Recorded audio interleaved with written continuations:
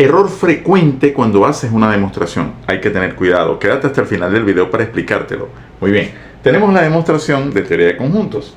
Nos piden que demostremos que A es su conjunto de B o A es su conjunto de C implica que A es su conjunto de B unido con C. Es su conjunto o está incluido, también se le dice. La demostración contempla lo siguiente. Yo tengo una proposición de la forma hipótesis implica tesis. La hipótesis es todo lo que está antes de la flecha, es decir, A es su conjunto de B o A es su conjunto de C. Y la tesis es lo que está después, entonces sería A es su conjunto de B unido con C. He visto incluso profesores cometer este error. Fíjense, yo digo, bueno, como tengo dos hipótesis, las uso, voy a escribir la forma en que no debe hacerse. Fíjense, yo tengo que probar la tesis usando la hipótesis o las hipótesis involucradas. Esa es la forma en que hay que usarlo. Vamos a recordar eso. Tengo hipótesis implica tesis. Aquí yo tengo dos variables proposicionales, entonces voy a tener opciones de verdadero y falso, y el verdadero le vamos a dar el valor 1 y el falso le vamos a dar el valor 0. Entonces yo tendría verdadero, verdadero, verdadero, falso, falso, verdadero y falso, falso. ¿Ok? Entonces, ¿qué es o cuándo es que el condicional es falso? Cuando el antecedente o lo que está antes, la hipótesis, es verdadera y el consecuente es falso. Es decir, cuando te mintieron, te hicieron una promesa y la promesa fue falsa. Quiere decir que te dijeron, por ejemplo, si tú apruebas la materia, te regalo un celular, y aprobaste la materia y no te regalaron nada. Entonces, en ese caso es falso. En todos los demás casos es verdadero. Eso lo explico en otro video. Ahora, para yo tener esta doble flecha, la única manera es que en la tabla de verdad solamente haya uno, de modo que esta posibilidad se elimina. Al eliminarse quiere decir que yo no debo tener que el antecedente o hipótesis sea verdadera y el consecuente o tesis sea falso. Debo eliminar esa posibilidad. Por eso hago la demostración. Supongo que la hipótesis es verdadera y pruebo que la tesis es falsa. Es verdadera, quise decir. ¿Por qué? Porque si es falsa la hipótesis, automáticamente es verdadero. O sea, no importa qué pase con la tesis, esto siempre es verdadero. ¿Ok? Ahora, yo debo probar, repito, la tesis usando la hipótesis. Entonces, ¿cuál es el error acá? El error que cometen muchos es el siguiente. Yo digo, bueno, voy a probar la tesis. Para probar la tesis debo considerar cualquier valor, cualquier elemento X en este elemento y debo implicar, porque la definición de inclusión es una implica, que está en B unido con C y la unión es una O. Entonces yo diría, bueno, esto implica, utilizo, digamos, idempotencia. La idempotencia dice X pertenece a o X pertenece a. Dije que iba a hacer lo que no debe hacerse. ¿Ok? Hace rato. Eso sería idempotencia.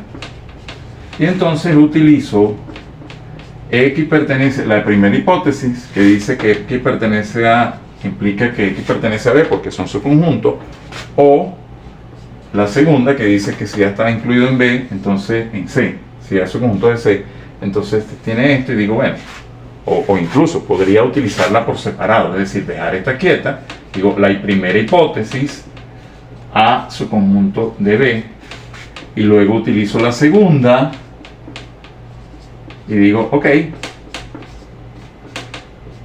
la hipótesis que A es su conjunto de C, ok, y listo, digo, bueno, utilizando definición de unión,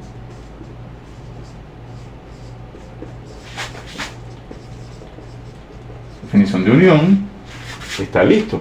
Digo, luego A es un subconjunto de B unido con C. Sin embargo, eso está malo.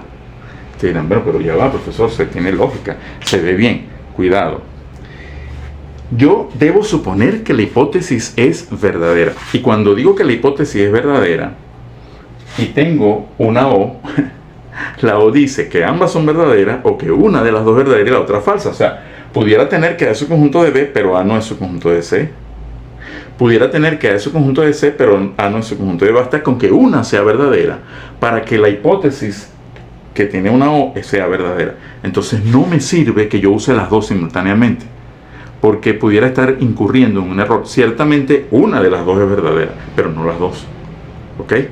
Entonces, si aquí hubiese una I, si aquí fuese una disyunción, perdón, esta es una disyunción, si aquí hubiese una conjunción, sí podría usar perfectamente aquí, utilizarla, incluso la O, porque la O que uso acá es para la definición de unión, y utilizar simplemente ambas hipótesis, porque si yo digo que es I, que es una conjunción, ambas tienen que ser verdaderas, porque la conjunción es verdadera cuando ambas son verdaderas, ¿de acuerdo?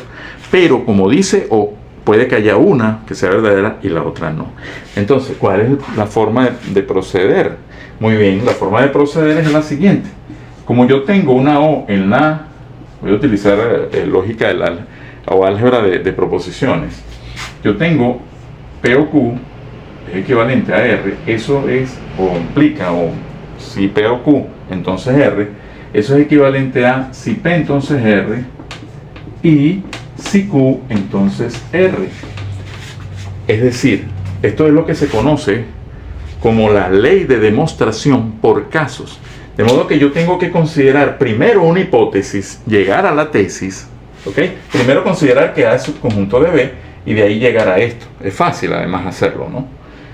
¿Por qué? Bueno, porque B es subconjunto de B unido con C. Eso se puede utilizar. Entonces, si A es subconjunto de B, claro, pudiéramos usar una estrategia similar a esta. No hay ningún inconveniente.